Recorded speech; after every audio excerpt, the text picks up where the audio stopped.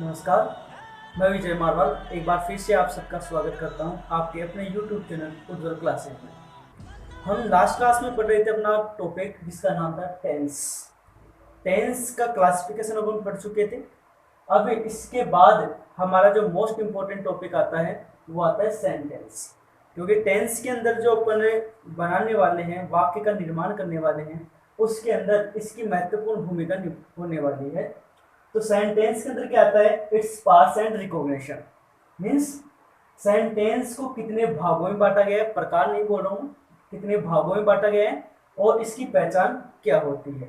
जैसे अपन कोई एक सेंटेंस लेकर चले तो उसके अंदर अपन देखेंगे कि इसको किस प्रकार से कितने भागों में बांटा गया है और उसकी अलग अलग प्रकार से पहचान क्या होती है। ये सबसे इंपॉर्टेंट चीज होती है किसी भी सेंटेंस का ट्रांसलेशन करने के लिए। जैसे हमारे द्वारा हिंदी से इंग्लिश में ट्रांसलेशन किया जाता है तो उसके अंदर आवश्यक होता है कि हमारे द्वारा सब्जेक्ट की पहचान की जाए, वर्ब की पहचान की जाए, ऑब्जेक्ट और अन्य जो वर्ड बच गए हैं उनकी पहचान आना आवश्यक होता है। इसलिए हम यहाँ पर सेंटेंस राइटिंग के अंदर इसके पार्ट्स और रिकॉग्निशन देखेंगे। सेंटेंस जैसे एग्जांपल के थ्रू मैं यहाँ पर बताना चाह रहा हूँ कि जैसे हमारे द्वारा एग्जांपल लिखा गया वह है रोजाना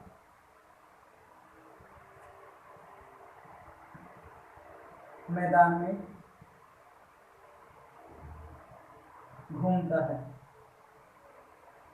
वह रोजाना मैदान में घूमता है। तो इसके अंदर हमारे पास में जो वर्ड्स आए हैं, एक तो वह वर्ड आया है, रोजाना आया है, मैदान में आया है, घूमना आया है। तो ये सब वर्ड्स हैं वो हमारे पास में एक सेंटेंस के रूप में आ रहे हैं। अब इसको हमारे द्वारा पहचान करना है कि कौन सा वर्ड किसकी भूमिका निभा रहा है और यही जो पार्ट है वो कहलाता है अपना सेंटेंस। इसको हमारे द्वारा इंग्लिश में लिखा जाए, जैसे कि यहाँ पर वह जो वर्ड है वो इसको अपन लिख सकते हैं ही वॉक्स, he walks in the field daily. He walks in the field daily. वह रोजाना मैदान में घूमता है। तो इसके अंदर जो हमारे पास जो वर्ड्स आए हैं उनकी अपने को पहचान करनी है। तो यहीं से अपना टॉपिक स्टार्ट होता है सेंटेंस। तो सेंटेंस के अंदर हम पहले देखेंगे इसके पार्ट्स कि सेंटेंस के पार्ट्स कितने। सेंटेंस के पार्ट्स कैसे कि यहाँ पर सेंटेंस को प्रमुख रूप से दो भागों में बांटा जाता है। पहला जो पार्ट कहलाता है वो कहलाता है सब्जेक्ट, मतलब कार्य के अंदर वाक्य के अंदर महत्वपूर्ण भूमिका निभाने वाला, यानी कार्य को करने वाला जो है वो होता है अपना सब्जेक्ट। और जो वाक्य का जो दूसरा भाग होता है वो कहलाता है प्रेडिकेट। इसको बहुत ही महत्वपूर्ण तरीके से याद रखना है, प्रेडिकेट। कैसे? कोई भी अपन वाक्य लिखेंगे उस वाक्य को हमेशा केवल दो पार्ट्स में डिवाइड कर सकते हैं। पहला जो पार्ट होगा वो कहलाता है सब्जेक्ट और दूसरा पार्ट है वो कहलाता है प्रेडिकेट। सब्जेक्ट का मतलब होता है कार्य को करने वाला, वो होगा सब्जेक्ट, और सब्जेक्ट के बाद शेष बचा हुआ वाक्य है वो कहलाता है अपना प्रेडिकेट। हिंदी भाषा में इसको बोलते हैं विधेय। तो सेंटेंस के दो भाग हो गए अपने पास में, सब्जेक्ट और प्रेडिकेट। पहला भाग हुआ अपने पास में सब्जेक्ट और दूसरा भाग हो गया अपने पास में प्रेडिकेट। तो sentence its parts and recognition अपन क्या देख रहे हैं कि सेंटेंस है किसी प्रकार का, चाहे हिंदी वाक्य हो चाहे अंग्रेजी वाक्य हो, उसको प्रमुख रूप से दो भागों में बांटा जाता है। एक भाग कहलाता है सब्जेक्ट और दूसरा भाग कहलाएगा प्रेडिकेट। अब इसका भी क्लासिफिकेशन कर दिया गया। सब्जेक्ट एक महत्वपूर्ण अंश होता है वाक्य का, इसको इसी वे में लिखते हैं। दूसरा भाग इसका है प्रेडिकेट। तो प्रेडिकेट को प्रमुख रूप से निम्न भागों में बांटा जाता है। इस सभी प्रकार की रिकॉग्निशन अपन देखेंगे कि हिंदी वाक्य और अंग्रेजी वाक्य में सब्जेक्ट की पहचान कैसे की जाती है। हिंदी और अंग्रेजी वाक्य के अंदर प्रेडिकेट में आने वाले जो वर्ड्स होंगे उनकी किस प्रकार से पहचान की जाती है वो भी अपन देखेंगे। तो पहले ये देखेंगे प्रेडिकेट के अंदर कौन कौन से पार्ट हैं वो आते हैं। तो प्रेडिकेट का पहला भाग होता है वो होता है वर्ब का। वर्ब को भी अपन डिटेल में देखेंगे कि वर्ब है वो प्रमुख रूप से दो प्रकार की होती है, ट्रांजिटिव वर्ब और इंट्रांजिटिव वर्ब। ट्रांजिटिव वर्ब का मतलब सकर्मक क्रिया और इंट्रांजिटिव होती है अकर्मक क्रिया। अब वर्ब का अगर क्लासिफिकेशन देखा जाए, अपन पार्ट ऑफ स्पीच एक टॉपिक चलता है इंग्लिश में, अगर पार्ट ऑफ स्पीच के हिसाब से वर्ब को देखा जाए तो उसकी डिटेल बहुत ज्यादा हो जाती है। क्यों? क्योंकि उसके अंदर ट्रांजिटिव और इंट्रांजिटिव भी देखा जाता है, फाइनाइट और नॉन फाइनाइट वर्ब भी वहीं पर ही पढ़ा जाता है, मोनाकुलस वर्ब है वो भी वहां पर देखा जाता है, लिंकिंग वर्ब है वो आता है, एक्सिलरी के रूप में इसका प्रयोग किया जाता है। तो ये कई प्रकार की वर्ब हो जाती है। लेकिन यहाँ पर अपन टेंस के हिसाब से देखेंगे तो केवल दो प्रकार देखेंगे, ट्रांजिटिव और इंट्रांजिटिव। उसके अंदर भी महत्वपूर्ण रूप से होगा एच और एम का स्थान। तो ये प्रेडिकेट वाला टॉपिक होगा अपना, उसमें देखेंगे। तो प्रेडिकेट का पहला भाग हुआ वर्ब का। वर्ब को हिंदी भाषा में बोलते हैं अपन क्रिया। प्रेडिकेट का दूसरा भाग होता है ऑब्जेक्ट। ऑब्जेक्ट भी अपन दो प्रकार से यूज में लेते हैं, एक होता है डायरेक्ट ऑब्जेक्ट, एक होता है इनडायरेक्ट ऑब्जेक्ट। उसका भी क्लासिफिकेशन विस्तृत वर्णन अपन यहाँ पर देखेंगे। तो ऑब्जेक्ट को हिंदी भाषा में बोला जाता है वर्ब। तीसरा जो पार्ट होता है प्रेडिकेट का वो कहलाता है कॉम्प्लीमेंट। कॉम्प्लीमेंट का मतलब होता है पूरक। कॉम्प्लीमेंट या तो सब्जेक्ट का पूरक हो सकता है या ऑब्जेक्ट का पूरक हो सकता है। तो इसको भी दो भागों में अपन पढ़ेंगे, सब्जेक्ट कॉम्प्लीमेंट और ऑब्जेक्ट कॉम्प्लीमेंट। चौथा जो पार्ट होता है वो होता है एडवर्बियल। एडवर्बियल का मतलब एडवर्ब से बनता है, और एडवर्ब का मतलब होता है क्रिया विशेषण, और एडवर्बियल है वो हो गया क्रिया विशेषक। क्रिया विशेषक। पांचों जो पार्ट होता है वो इनके एक्सेट्रा के अंदर अपन जोड़ते हैं, जिसको बोलते हैं अपन एडजंट। एडजंट को अपन एक अदर वर्ड के रूप में भी यूज में ले सकते हैं, अदर वर्ड। तो सेंटेंस राइटिंग है वो टेंस का ही एक पार्ट है। वापस से आपको पहचान करवा दूं कि टेंस है वो अपन पढ़ रहे हैं, और टेंस के अंदर जो अपना अगला वाला जो पोर्शन आने वाला है वो सेंटेंस राइटिंग का आएगा। तो सेंटेंस राइटिंग करने से पहले अपने को देखना है कि इसके पार्ट्स क्या होते हैं, इसकी पहचान क्या होती है। ये सबसे महत्वपूर्ण होता है। क्यों? क्योंकि अपन हिंदी वाक्य के अंदर ये क्लेरिफाई नहीं कर पाते हैं कि इसके अंदर कौन सा वर्ड है वो एच या एम का कार्य कर रहा है, और इनका स्थान कहाँ पर होता है, इनकी पहचान किस प्रकार से की जाती है। तो इन सब की जानकारी अपन यहाँ पर लेंगे। और इसकी रिकॉग्निशन और इसके पार्ट्स के अंदर अपन देखें तो पहले इसके पार्ट्स आ रहे हैं। तो मैंने यहाँ पर एक हिंदी वाक्य लिखा, मैं रोजाना घूमने जाता हूँ। अपन पहचान यहाँ से भी कर सकते थे, लेकिन हमारा एम है इंग्लिश सेंटेंस को मुख्य फोकस करना। तो यहाँ पर इसी को मैंने इंग्लिश में ट्रांसक्राइब कर दिया, और ये अपने पास में आ गया अंग्रेजी का सेंटेंस। इसी को यहाँ पर अंग्रेजी में लिख दिया, he walks in the field daily। तो यहाँ पर अपने को दो प्रकार का पैटर्न अपने को प्राप्त हुआ है, जिसी को बोलते हैं अपन पार्ट्स, सेंटेंस के पार्ट्स। तो सेंटेंस के दो भाग हुए, एक कहलाता है सब्जेक्ट और दूसरा कहलाता है प्रेडिकेट। सब्जेक्ट की डेफिनेशन क्या होगी कि वाक्य के अंदर कार्य को करने वाला, वाक्य में कार्य को करने वाला क्या कहलाता है, सब्जेक्ट यानी कर्ता कहलाता है। दूसरा जो भाग अपने पास में है प्रेडिकेट। तो प्रेडिकेट की डेफिनेशन क्या होगी कि सब्जेक्ट के बाद शेष बचा वाक्य प्रेडिकेट कहलाता है। प्रेडिकेट के अंदर निम्न पार्ट आते हैं। प्रेडिकेट का पहला है प्रेडिकेट को, तो उसका पहला डिवीजन होता है वर्ब, दूसरा ऑब्जेक्ट, कॉम्प्लीमेंट, एडवर्बियल और एडजंक्ट, ये आता है।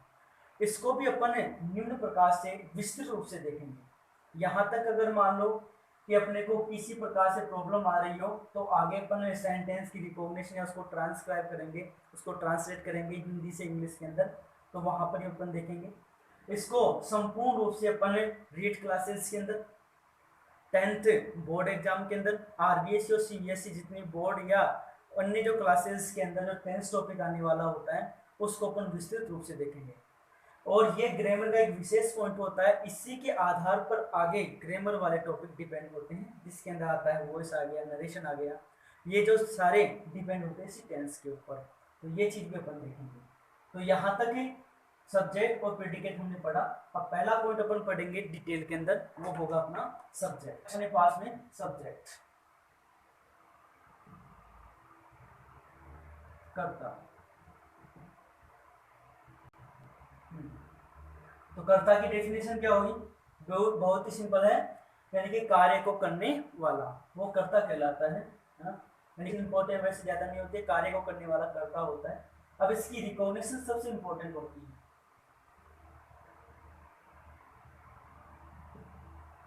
रिकॉग्निशन पहचान, मतलब सब्जेक्ट की पहचान क्या होती है, वो अपन यहाँ पर विस्तृत रूप से देखेंगे। तो देखो, सब्जेक्ट की पहचान है वो दो प्रकार से अपन करते हैं। एक तो होता है नॉर्मल जनरल सेंस के अंदर, और एक होता है सब्जेक्ट कहीं पर भी छिपा हुआ हो उसको आसानी से प्राप्त करने का तरीका। तो पहला जनरल में अपन यूज में लें तो क्या होता है कि हमारे पास में दो प्रकार के सेंटेंसेज होते हैं, हिंदी सेंटेंसेज और इंग्लिश सेंटेंसेज। तो चाहे अपने पास में हिंदी या इंग्लिश सेंटेंसेस कुछ भी हो, हिंदी या इंग्लिश सेंटेंसेस, हिंदी या अंग्रेजी वाक्य, अगर वो वाक्य अपने पास में असरेटिव में है, असरेटिव के अंदर है, तो उनके अंदर सब्जेक्ट का स्थान प्रथम होता है। अगर हिंदी और इंग्लिश सेंटेंसेज अगर असरेटिव फॉर्म में है तो उनका स्थान यानी उनकी पोजीशन होगी, इनकी पोजीशन सब्जेक्ट की पोजीशन, सब्जेक्ट की पोजीशन है वो प्रथम स्थान पर होती है। ये तो सामान्य रूप से अपन पहचान कर सकते हैं। अब यहाँ पर प्रॉब्लम आ रही है क्या है, असरेटिव सेंटेंसेस के आगे। असरेटिव सेंटेंसेस का मतलब होता है कि वे वाक्य जिनकी शुरुआत सब्जेक्ट से हो और अंत में क्या है फुल स्टॉप आए, वे वाक्य जिनकी शुरुआत सब्जेक्ट से और अंत में फुल स्टॉप आए वो असरेटिव सेंटेंसेस कहलाते हैं। अब कौन कौन से असरेटिव सेंटेंसेस होते हैं वो भी अपन देख लेते हैं कि हमारे पास में अब चार प्रकार के सेंटेंस आगे जाकर पढ़ेंगे, है ना। इसके अंदर होगा affirmative, negative, interrogative, interrogative, negative. तो हमारे पास में जो अफर्मेटिव और नेगेटिव जो सेंटेंसेज होंगे वो दोनों ही प्रकार के जो वाक्य हैं वो क्या कहलाते हैं, असरेटिव सेंटेंसेस कहलाते हैं। क्यों? क्योंकि दोनों की जो स्टार्टिंग है वो सब्जेक्ट से होती है और दोनों की जो एंडिंग है वो फुल स्टॉप से आती है, इसलिए दोनों प्रकार के वाक्यों को क्या कहा जाता है, असरेटिव सेंटेंसेस कहा जाता है। अब वापस से एक बार रिपीट कर लेते हैं, सब्जेक्ट की रिकॉग्निशन अपन देख रहे हैं। तो हिंदी या इंग्लिश सेंटेंसेस जो भी हो, हिंदी वाक्य अंग्रेजी वाक्य अपन एग्जांपल से देख लेंगे।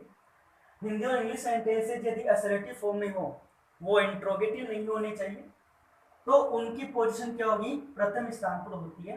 असरेटिव सेंटेंसेस क्या होते हैं, वे वाक्य जिनकी शुरुआत सब्जेक्ट से हो और अंत में फुल स्टॉप आए, असरेटिव सेंटेंसेस कहलाते हैं।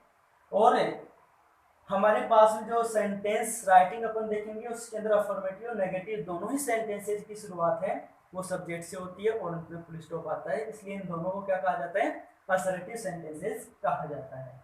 ये तो हुआ हमारे पास पहचान करने का पहला तरीका। अब इसको दूसरे प्रकार से भी अपन देख सकते हैं, ये हमारे पास में पहला तरीका था पहचानने का, इसको अपन लिख भी सकते हैं। लिखने का फॉर्मेट क्या होगा कि हिंदी और अंग्रेजी वाक्य यदि असरेटिव फॉर्म में हो, साधारण हिंदी और अंग्रेजी वाक्य हो, तो सब्जेक्ट का स्थान क्या होता है, प्रथम होता है।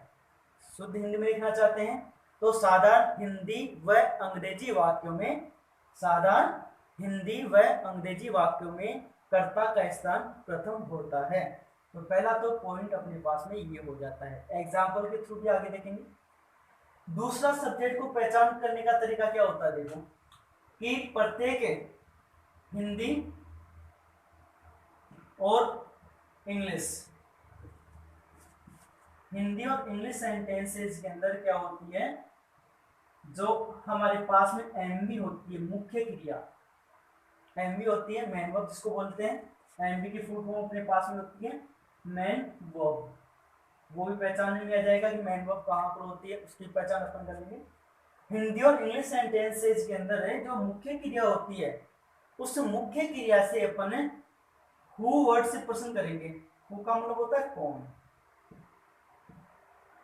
मतलब हिंदी और अंग्रेजी वाक्यों में आने वाली जो मुख्य क्रिया है उससे अपन हु से प्रश्न करने पर जो अपने को जो आंसर प्राप्त होता है वो आंसर ही हमारे पास में क्या होता है, सब्जेक्ट। वापस देखो कैसे, जैसे कि हमारे पास में इंग्लिश का सेंटेंस है, जैसे अभी हमारे द्वारा पढ़ा गया कि वह रोजाना मैदान में घूमता है, वह रोजाना मैदान में घूमता है। तो यहाँ पर जो घूमना वर्ब है ना, घूमना जो वर्ब है उससे अपन हु से प्रश्न करेंगे। तो हमारे पास में प्रश्न क्या हो गया, कौन घूमता है, और कौन घूमता है उसका आंसर क्या मिला, वह, और वह अपने पास में क्या हो गया, सब्जेक्ट। एक एग्जांपल देखो, एग्जांपल के थ्रू आप आसानी से समझ सकते हो। एग्जाम्पल की शॉर्ट फॉर्म भी याद रखना कि एग्जाम्पल की शॉर्ट फॉर्म हमेशा इजी होती है, E dot G dot, example grace इसको कहा जाता है, और ये इसकी शॉर्ट फॉर्म के रूप में, ग्रामर के रूप में काम में ली जाती है, इजी। अब देखो एग्जाम्पल के थ्रू अपन देखें, जैसे the birds are flying in the sky, ये इंग्लिश सेंटेंस है। अपन हिंदी वाक्य के अंदर भी इसको यूज में ले सकते हैं, पक्षी आकाश में उड़ रहे हैं, पक्षी आकाश में उड़ रहे हैं, ये एग्जाम्पल। अब इसको सब्जेक्ट की पहचान करना अपने को, दोनों तरीके से अपन सब्जेक्ट की पहचान कर सकते हैं। पहला तरीका अपन यूज में लेते हैं फर्स्ट वाला, हिंदी और इंग्लिश सेंटेंस असर्टिव, असर्टिव के आगे यहाँ पर सब्जेक्ट से शुरुआत और अंत में फुल स्टॉप। तो यहाँ पर क्या होता है, सब्जेक्ट की पोजीशन एक नंबर की होगी, ये कौन सा, पक्षी, ठीक है। ये तो नॉर्मल रूप से अपन पहचान कर सकते हैं, लेकिन कुछ जटिल वाक्य भी होते हैं, उन्हें जो कॉम्प्लेक्स सेंटेंसेस के अंदर अपन पहचान का ये दूसरा तरीका यूज में लेंगे।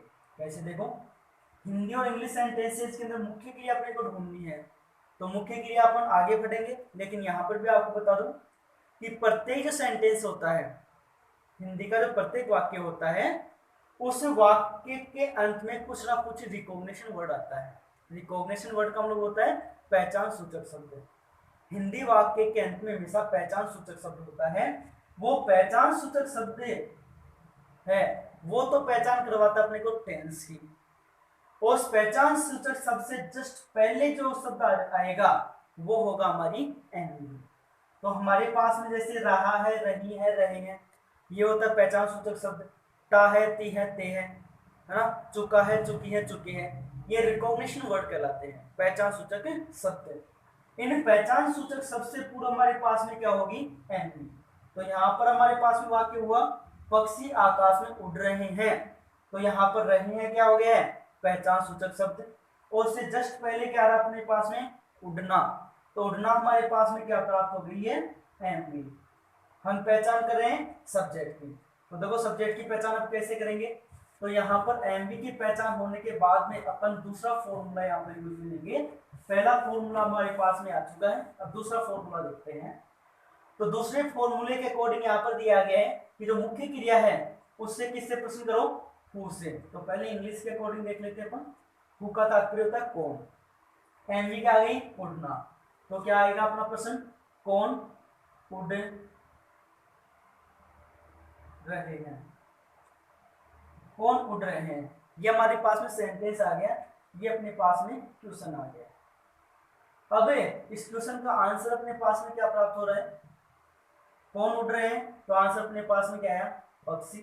तो पक्षी हमारे पास में क्या आ गया, आंसर प्राप्त हो गया, और ये आंसर ही क्या कहलाएगा, सब्जेक्ट। बस यही है। तो हिंदी वाक्य हो चाहे इंग्लिश वाक्य हो, इंग्लिश सेंटेंसेस के अंदर भी अपन देख सकते हैं। इंग्लिश सेंटेंसेस के अंदर कैसे देखेंगे, हु से क्वेश्चन पुट अप कर लो, who are flying, who are flying, कौन उड़ रहे हैं, हु आर फ्लाइंग। तो यहां पर हु से क्वेश्चन पुट अप किया, इसका आंसर कौन आ रहा है, द बर्ड्स। तो आंसर अपने पास में क्या हुआ, द बर्ड्स। तो द बर्ड्स क्या हो गया अपने पास में, सब्जेक्ट। ठीक है। तो इस प्रकार से क्या की जा सकती है, हमारे पास सेंटेंस की जो रिकॉग्निशन है उसके अकॉर्डिंग सब्जेक्ट की पहचान की जा सकती है। लेकिन कुछ वाक्य अपन ऐसे भी होते हैं कि वाक्य के अंदर कहीं कहीं सब्जेक्ट छुपा हुआ होता है, तो वहां पर भी अपन हु से क्वेश्चन पुट अप करते हुए वहां पर आंसर प्राप्त कर सकते हैं। जैसे यानी पेड़ से पत्ते गिरते हैं तो इसके अंदर फर्स्ट फॉर्मूला यूज में नहीं ले सकते हैं। क्यों? क्योंकि यदि मान लो कि वहां पर फर्स्ट फॉर्मूला यूज में लिया गया तो वहां पर सब्जेक्ट अपने अकॉर्डिंग क्या हो जाएगा, पेड़, जबकि वाक्य के अंदर पेड़ सब्जेक्ट रूप में नहीं आ रहा है। क्यों? क्योंकि हमारा दूसरा फॉर्मूला अपन यूज में ले तो अपने को सब्जेक्ट प्राप्त हो जाएगा। तो पेड़ से पत्ते गिर रहे हैं तो ये फॉर्मूला यूज करके देखो, पेड़ से पत्ते गिर रहे हैं तो वहां पर अपन हु से क्वेश्चन पुट अप करें, कौन गिर रहे हैं, तो आंसर अपने पास में क्या हुआ, पत्ते। तो पत्ते क्या हो जाएगा अपने पास में, सब्जेक्ट। अंडरस्टैंड? तो यहाँ पर हमारे द्वारा क्या किया जा सकता है, सब्जेक्ट की पहचान की जा सकती है। और एग्जाम्पल अपन ले तो बहुत सारे एग्जाम्पल होते हैं, जैसे मैं मौखिक रूप से बता देता हूँ और रूप में कि कई दिनों से हम हमारे घरों के अंदर बैठे हुए हैं, कई दिनों से हम हमारे घरों में बैठे हुए हैं। तो यहाँ पर हु से क्वेश्चन पुट अप करो, कौन बैठे हुए हैं, है ना, कौन बैठे हुए हैं, तो क्या आ गया अपने उत्तर, हम। लॉकडाउन के चलते हम इस प्रकार का एग्जाम्पल ले सकते हैं कि लॉकडाउन के चलते सभी लोग अपने अपने निवास स्थान पर बने हुए हैं। लॉकडाउन के चलते सभी लोग अपने अपने निवास स्थान पर बने हुए हैं। तो इसके अंदर भी हु से क्वेश्चन पुट अप करो, कौन अपने निवास स्थान पर बने हुए हैं या कौन बनी हुई हैं, तो क्या आया उत्तर हमारे पास में है सभी लोग। तो सभी लोग क्या हो गया अपने पास में, सब्जेक्ट हो गया। तो सब्जेक्ट की पहचान अनिवार्य रूप से अपन हु से करें तो हमारे लिए क्या होगा, कंफर्टेबल होगा कि कहीं पर भी अपन सब्जेक्ट की पहचान कर सकते हैं। तो ये तो हुआ हमारे पास में सब्जेक्ट। तो सेंटेंस राइटिंग के अंदर हमारे द्वारा दो प्रकार के टॉपिक लिए गए थे या दो प्रकार से अपन इस सेंटेंस राइटिंग को देख रहे थे। तो पहला पार्ट तो क्या है हमारे पास में, सब्जेक्ट, और दूसरा पार्ट अपने पास में है प्रेडिकेट। तो सब्जेक्ट अपन पहचान कर चुके हैं, अब उसके बाद में देखते हैं प्रेडिकेट। तो प्रेडिकेट क्या होता है, उसकी डेफिनेशन देखेंगे, उसके पार्ट्स देखेंगे और उनका अलग अलग प्रकार से किस प्रकार से पहचान की जाती है वो भी अपन यहाँ पर देखेंगे। तो दूसरा अपना जो पार्ट है वो है प्रेडिकेट। प्रेडिकेट का तात्पर्य होता है विधेय। डेफिनेशन देखें तो डेफिनेशन और रूप में बताऊंगा। तो डेफिनेशन इसकी क्या होगी कि सब्जेक्ट के बाद शेष बचा वाक्य प्रेडिकेट कहलाता है। कि सब्जेक्ट हमारे द्वारा चूज कर लिया गया, उसके बाद में जो शेष वाक्य बच जाएगा वो कहलाएगा उसका प्रेडिकेट। तो विधेय की परिभाषा ये होती है। अब विधेय को अभी क्लासिफिकेशन किया था हमने, डिवाइड किया था, तो उसके अंदर प्रेडिकेट को अलग अलग प्रकार से विभाजित करने पर अपने को जो टॉपिक प्राप्त हुए थे उसके अंदर पहला टॉपिक हमारा आया था वर्ब। वर्ब का मतलब होता है क्रिया, है ना। तो क्रिया है उसको अपन प्रमुख रूप से देखेंगे। ये सबसे इंपॉर्टेंट पार्ट होता है सेंटेंस का। क्यों?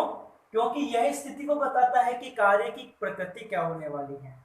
कि यहाँ पर क्रिया की अपन परिभाषा देखते हैं हिंदी के अकॉर्डिंग, तो क्या होता है कि यदि किसी वाक्य के अंदर कोई भी वाक्य हो उसमें कार्य का करना या होना पाया जाए, कार्य का करना या होना पाया जाए, वो ही क्या कहलाती है, वर्ब कहलाती है। तो मतलब वर्ब क्या डिफाइन करती है, कार्य की स्थिति को डिफाइन करने वाली होती है। तो यहाँ पर वर्ब की जो भूमिका सबसे इंपॉर्टेंट होने वाली है। तो टेंस राइटिंग के अंदर हम वर्ब को प्रमुख रूप से दो प्रकार से डिवाइड करते हैं। तो पहला जो पार्ट होता है वो कहलाता है transitive, transitive verb. Transitive verb को हिंदी भाषा में बोलते हैं सकर्मक क्रिया।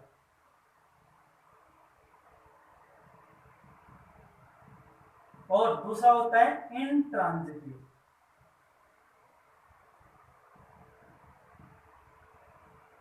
इंट्रांजिटिव वर्ब, इंट्रांजिटिव वर्ब का मतलब होता है अकर्मक क्रिया। ट्रांजिटिव एंड इंट्रांजिटिव, सकर्मक क्रिया और अकर्मक क्रिया। अभी इसकी डेफिनेशन अपन देखेंगे तो डेफिनेशन के अंदर अपने को ज्यादा प्रॉब्लम आने वाली नहीं है। क्यों? क्योंकि जो इसकी हिंदी ट्रांसलेशंस हैं, हिंदी ट्रांसलेशंस के आधार पर अपन पहचान कर सकते हैं कि सकर्मक और अकर्मक क्या होती है। देखो कैसे, सहकर्मक को अपन डिवाइड करें, संधि विच्छेद बोलते हैं इसको। तो अगर इसको डिवाइड करते हैं तो स धन कर्म अपने पास में प्राप्त हो रहा है। स का मतलब होता है साथ, और कर्म का मतलब क्या हो गया, कर्म यानी ऑब्जेक्ट। ठीक है, तो कैसे अपन डिफाइन करेंगे ट्रांजिटिव को, कि वह क्रिया जो ऑब्जेक्ट के साथ आती है, यानी कि यदि किसी वाक्य के अंदर ऑब्जेक्ट उपस्थित होता है तो उसमें आने वाली जो क्रिया है वो क्या कहलाएगी, ट्रांजिटिव वर्ब कहलाएगी। अब अपन ऑब्जेक्ट की पहचान के अकॉर्डिंग देख लेंगे, ये ऑब्जेक्ट की पहचान है, ऑब्जेक्ट आ रहा है उसके अंदर, तो वहां पर जो क्रिया होने वाली होगी वो क्या होगी, सकर्मक है। तो परिभाषा बिल्कुल सिंपल है कि यानी वह क्रिया जो ऑब्जेक्ट के साथ में प्रयोग होती है, या जिस वाक्य में ऑब्जेक्ट भी आता है और क्रिया भी आती है, तो वो क्या कहलाएगी, अपना ट्रांजिटिव वर्ब। कि क्रिया के साथ ऑब्जेक्ट की उपस्थिति होना ट्रांजिटिव वर्ब होता है। ठीक है, और एग्जांपल के अपन अकॉर्डिंग अपन देखें तो वह क्रिकेट खेलता है, वह क्रिकेट खेलता है, वो एक पत्र लिखता है। तो ये सारे वाक्य क्या कहलाते हैं, एक ट्रांजिटिव वर्ब के उदाहरण है। जैसे अभी पहचान किया था कि प्रत्येक वाक्य के अंदर रिकॉग्निशन वर्ड होता है, और रिकॉग्निशन वर्ड से पहले जो आने जाने वाला जो वर्ड है वो हमारी होती है एमवी। और यदि अभी ऑब्जेक्ट की पहचान करना बता दूंगा कि ऑब्जेक्ट की पहचान क्या होती है। ये यहाँ पर ऑब्जेक्ट का कार्य कर रहा है, ये यहाँ पर सब्जेक्ट का कार्य कर रहा है। तो सब्जेक्ट की पहचान तो अपन देख चुके थे कि यहाँ पर कौन खेलता है, तो आंसर अपना ये पास में प्राप्त हुआ वह, तो वह हमारे पास में हो गया सब्जेक्ट। सब्जेक्ट के बाद ये अपने पास में ऑब्जेक्ट आया, ये एमवी है।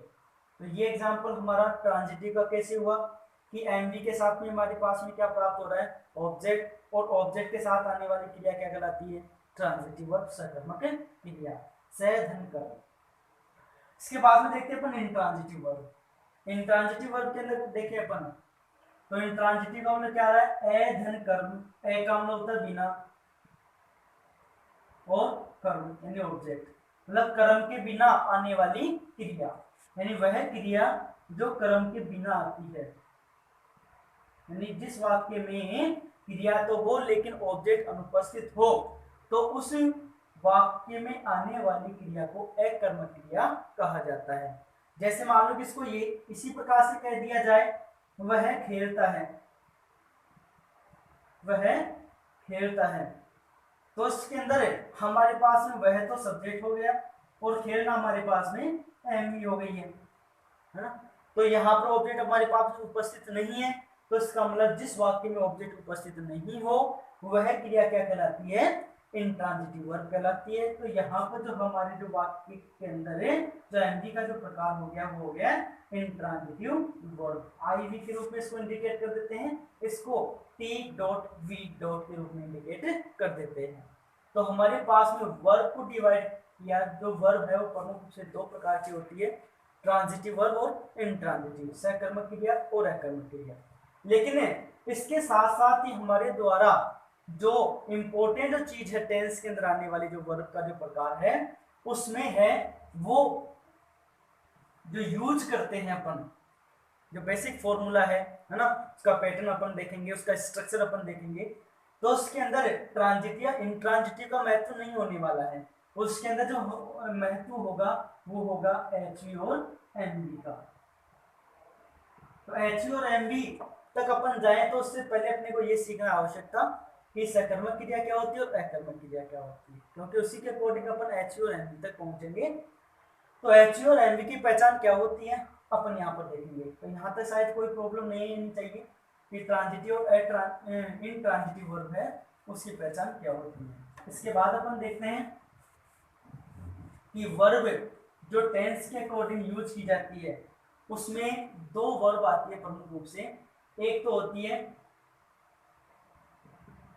हेल्पिंग वर्ब, जिसको अपन हिंदी भाषा में सहायक क्रिया कहते हैं, इसको शॉर्ट फॉर्म के रूप में एचवी के रूप में जाना जाता है। दूसरी जो वर्ब है वो होती है मेन वर्ब, इसको मुख्य क्रिया कहते हैं, शॉर्ट फॉर्म इसकी होती है एनवी। तो यहाँ पर वर्ब के दो प्रकार अपने पास में है, हेल्पिंग वर्ब और मेन वर्ब। तो हेल्पिंग वर्ब और मेन वर्ब क्या होती है, इसको प्रमुख रूप से जानना अपने के लिए आवश्यक होता है। अब इसको दो रूपों में अपन देखेंगे, एक तो हिंदी सेंटेंसेज और एक इंग्लिश सेंटेंसेज।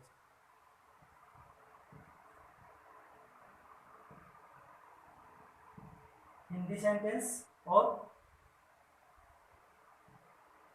English sentence.